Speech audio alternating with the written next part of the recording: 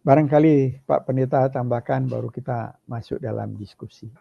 Ya, memang ada satu persoalan yang kita orang harus membuat satu keputusan karena ada begitu banyak pendapat orang bahwa menilai Alkitab itu harus bersetuju dengan apa yang dia inginkan. Bukan sebaliknya harus bersetuju dengan apa yang Alkitab inginkan. Jadi sehingga mereka mau melakukan apa yang mereka mau supaya Allah ikut setuju dengan mereka. Harus bahkan Allah harus ikut apa mau mereka. Saya teringat ada sebagai satu kesaksian yang berkaitan dengan ini.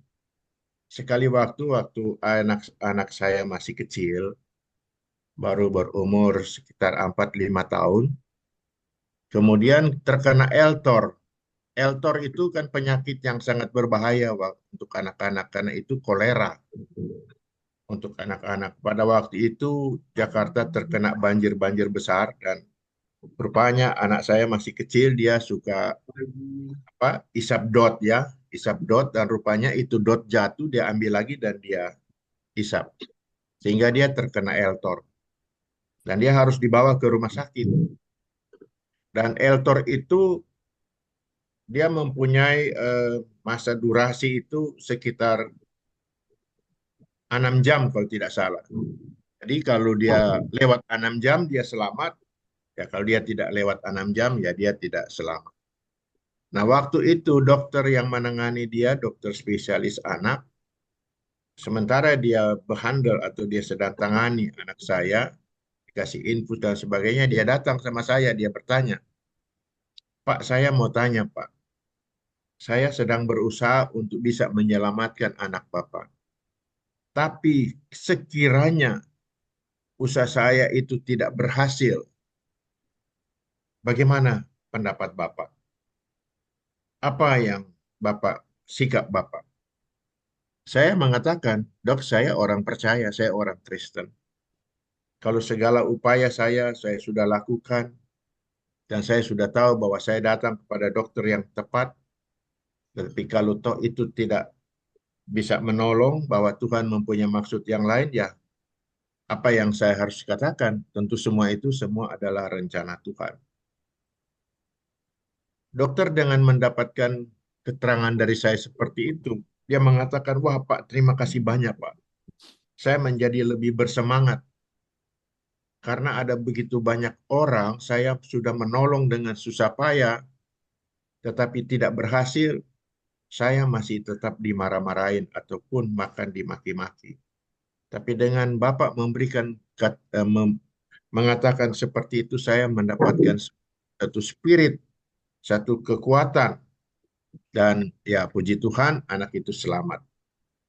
Jadi di sini kita bisa melihat seperti apa kata Ruli, seringkali kita orang bersyukur, berterima kasih, mengatakan Tuhan itu baik kalau segala sesuatu berjalan seperti apa yang kita inginkan. Apalagi seperti kata Roli, kalau kita ada dapat berkat jasmani, sehat. Tapi kalau kita mendapatkan masalah, seringkali kita mengadili Tuhan, mengatakan Tuhan tidak adil dan sebagainya dan sebagainya. Kita boleh bersyukur bahwa apa yang kita dapatkan pada kesempatan ini lebih memberikan kita orang lebih pemahaman yang mendalam tentang betapa besar kebaikan Tuhan itu dalam kehidupan kita. Memang seringkali kita dalam proses hidup di dalam mengasihi Tuhan, mengikuti akan Tuhan, ada banyak hal yang orang akan alami. Ada banyak hal yang menyakitkan, baik secara jasmani maupun secara rohani.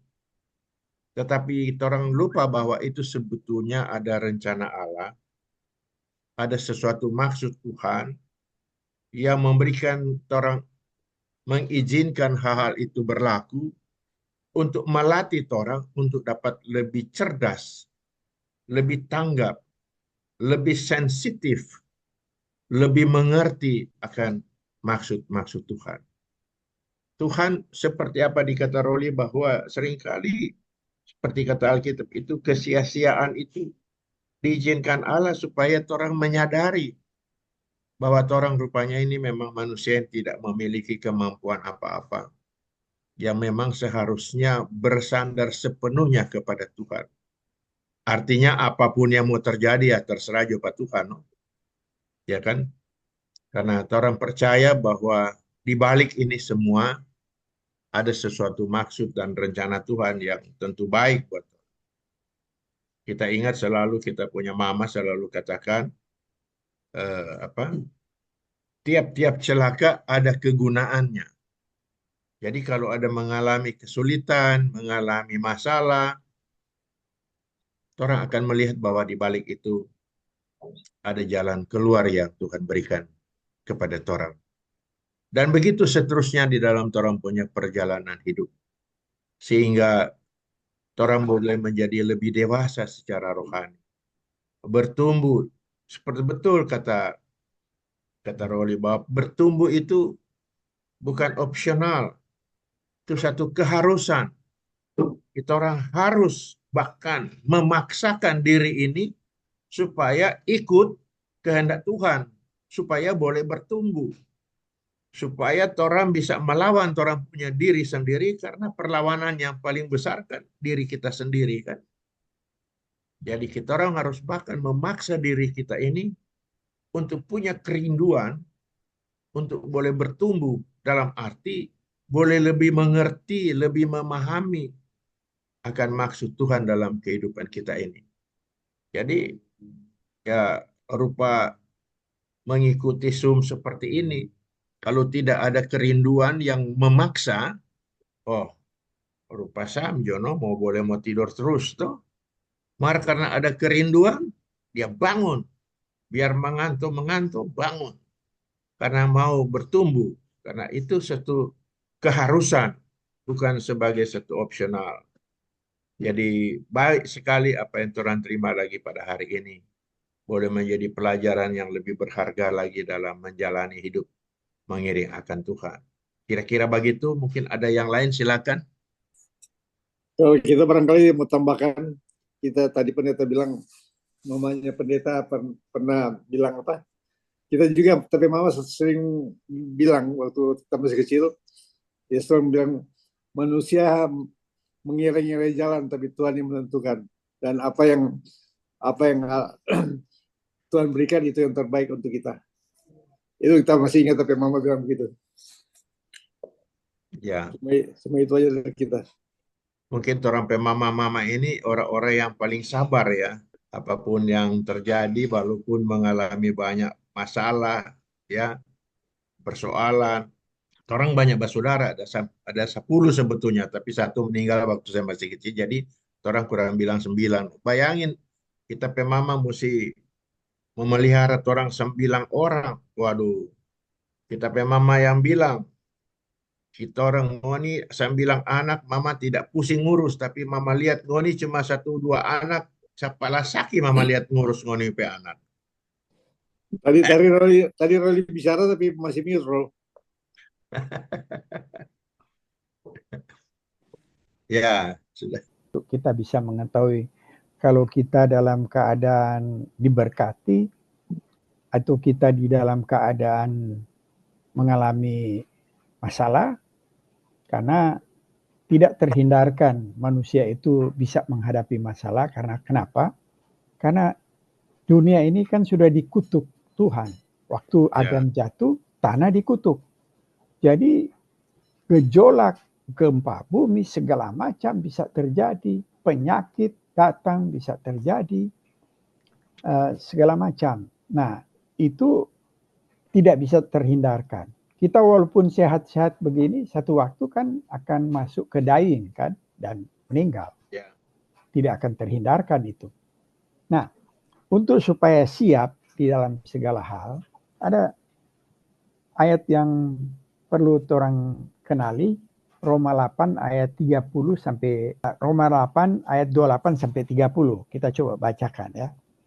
Kita tahu sekarang bahwa Allah turut bekerja dalam segala sesuatu ya, baik jahat maupun apa saja, baik kesia-siaan maupun berkat, ini segala sesuatu Jadi kita tahu sekarang bahwa Allah turut bekerja dalam segala sesuatu untuk mendatangkan kebaikan bagi mereka yang mengasihi Dia. Bagi mereka yang mengasihi Dia, yaitu bagi mereka yang terpanggil sesuai dengan rencana Allah. Sebab semua orang yang dipilihnya dari semula, mereka juga yang ditentukannya. Ini yang Tuhan pilih dari semula, ditentukannya juga. Dari semula untuk menjadi serupa dengan gambar anaknya. Supaya anaknya itu menjadi yang sulung di antara banyak saudara. Ini ayat 30. Dan mereka yang ditentukannya dari semula, mereka itu juga dipanggilnya. Dan mereka yang dipanggilnya, mereka itu juga dibenarkannya.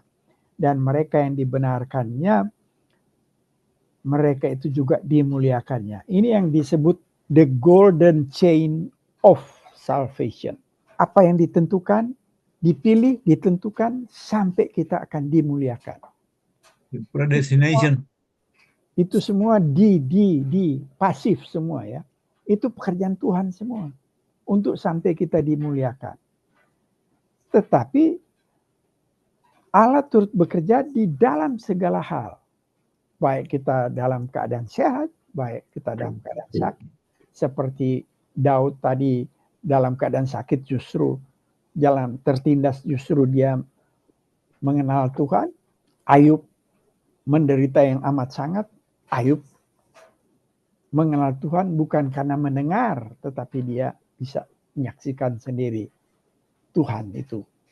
Kesia-siaan justru anugerah juga untuk Tuhan pakai untuk mendatangkan kebaikan bagi kita yang mengasihi Dia. Nah, ada kata kunci di sini ya. Yang ayat 30 ya. Mereka yang ditentukannya dari semula, mereka itu juga dipanggilnya. Dan mereka yang dipanggilnya, mereka itu juga dibenarkannya. Dan mereka yang dibenarkannya, mereka itu juga dimuliakannya. Apa kira-kira kata kunci di sini? Ada yang bisa menebak? Yang mengenai bukan yang masalah predestination. Ya, kata kunci. Ini kata kunci. Sia-sia. Ya. Sia-sia. Dan mereka yang ditentukannya nggak ada nama sia-sia di sini. Dan ditentukannya dari semula, mereka itu juga dipanggilnya. Dan mereka yang dipanggilnya, mereka itu juga dibenarkannya. Dan mereka yang dibenarkannya, mereka itu juga dimuliakannya. Kata kunci dibenarkan, dimuliakan. Nah, ada yang lain? Dibenarkan. Ini dari IP3 untuk dipanggil untuk datang. Oke. Jadi kata kunci sini adalah juga. Nah, kenapa? Jadi mereka yang ditentukannya dari semula, mereka juga dipanggilnya. Jadi yang Tuhan sudah tentukan, mereka juga akan dipanggilnya. Siapa yang tidak dipanggil, tidak ditentukan, tidak akan dipanggilnya. Dan tidak akan dibenarkannya. Dan tidak akan dimuliakannya. Jadi juga ini paling penting. Sudah ditentukan, juga akan dipanggilnya. Jadi mereka yang tidak ditentukan juga tidak akan dipanggil dan tidak akan dimuliakan. Nah, itulah yang disebut orang yang tidak mendapatkan anugerah. Nah, kita yang mendapatkan anugerah bukan hanya ditentukan, kita juga dipanggil. Jadi juga ini menentukan sekali. Karena yang tidak ditentukannya juga tidak dipanggil dan tidak dibenarkan dan tidak dimuliakan. Iya, juga dipilih untuk dibenarkan. Ya, ada yang kita kasih masuk waktu hari Minggu kemarin. Our Christian life began not with our decision to follow Christ, but with God's call to us to do so. Ya, itu yang dianugerah Tuhan. Nah, cuma banyak orang. Jadi ada satu hamba Tuhan berdoa begini. Kalau bisa jemaat semua, baik hamba Tuhan maupun jemaat, atau terutama jemaat, jangan jatuh di permukaan firman Tuhan, sehingga tidak tahu kedalaman. Atau jangan jatuh di dalam setengah kebenaran. Nah, banyak orang jatuh di setengah kebenaran. Oh, kita dibenarkan semua pekerjaan Tuhan. Stop. Sudah selesai. Itu setengah kebenaran. Kita dituntut untuk bertumbuh. Jadi ada anugerah, ada tanggung jawab. Nah, kita tidak mau ini tanggung jawab. Itu sebabnya kita jatuh di setengah kebenaran. Banyak orang yang santai karena mereka anggap sudah selesai. Sudah diselamatkan. Tuhan semua punya pekerjaan. Mereka tidak mau membaca apa-apa yang dituntut oleh Tuhan. Nah, padahal tanggung jawab kita untuk melakukan itu pun itu berdasar anugerah Tuhan juga. Kita akan dimampukan. Jadi Tuhan menyelamatkan kita, Tuhan tidak akan meninggalkan kita. Tuhan mengirim Roh Kudus, memberikan firman yang kudus untuk kita dimampukan oleh Roh Kudus, diiluminasi, diterangi untuk kita bisa mengerti. Jadi begitu luar biasanya Tuhan memberikan kita semua. Nah, tergantung kita bagaimana merespons. Supaya kita tidak jatuh di setengah kebenaran. Nah, itu yang perlu kita selalu menguji diri kita ya, supaya kita tidak jatuh di setengah kebenaran. Oke, sampai sini ada yang Sampai 3 kali disebut kamu juga ya. Ya. Luar biasa ya. Ya, karena kalau tidak dipilih juga tidak dibenarkan, juga tidak dimuliakan. Jadi juga ini yang paling penting. Mereka itu juga, mereka itu juga, mereka itu juga 3 kali. Ya. Dibenar dan dibenarkan.